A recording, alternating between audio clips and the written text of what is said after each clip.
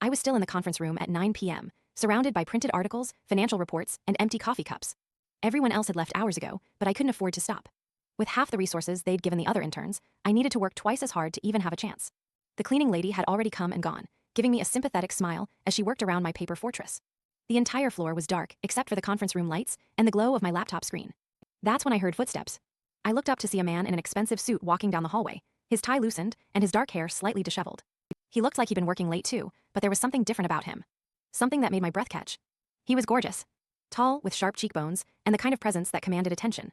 But it was his eyes that made me forget to breathe, dark, intelligent, and currently staring right at me with surprise. "You're still here," he said, stopping in the doorway. "I'm sorry, I didn't realize I wasn't supposed to." No, he interrupted, stepping into the room. "I'm just surprised. The interns usually clear out by 5. He moved closer, and I caught a hint of expensive cologne. "You're new." "I'm Alex." "Maya," I managed, trying to ignore the way my heart was racing. "Maya," he repeated, like he was testing how my name sounded. "What are you working on?"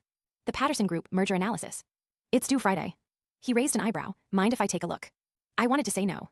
My work was nowhere near ready, and I'd been struggling all day with the limited information I'd been given.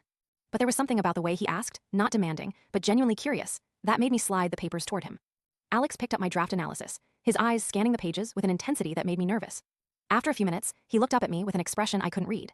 "This is impressive," he said finally. "You've identified patterns in the data that our senior analysts missed during the initial review." "Really?" I couldn't hide my surprise. "Really? But," he frowned, flipping through the documents, "you're missing about half the source material. Where are the rest of the financial statements?" Heat rushed to my cheeks. Diana said they were easing me in gradually. I got fewer documents than the others. Something flickered in Alex's eyes. "I see." He was quiet for a moment, then stood up. "Wait here." He disappeared into the hallway, leaving me alone with my racing thoughts. Who was this guy? He dressed like an executive, but he seemed too young to be high up